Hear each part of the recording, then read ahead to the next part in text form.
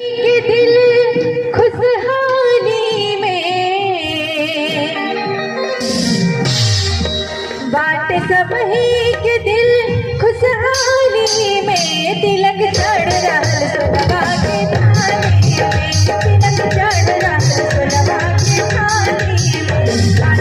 सबही के दिल खुशहाली में बाट सबही के दिल खुशहाली में तिलक चढ़ रहा सोलवा के थाली में तिलक चढ़ रहा सोलवा के थाली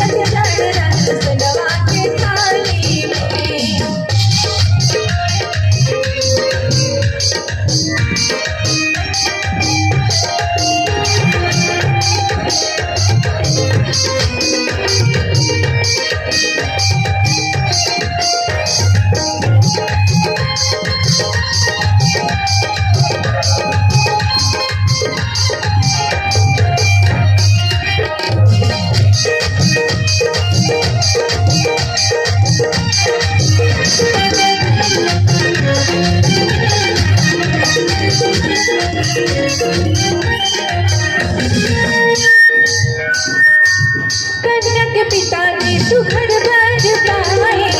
तिलक चढ़ावे कोई भाव आए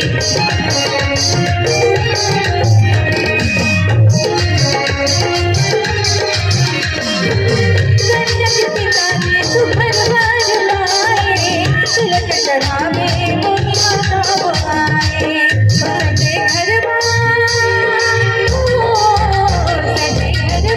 दुआर बनी हाली में तिलक चढ़ रहा सोलवा के थाली में तिलक चढ़ रहा सोलवा के थाली में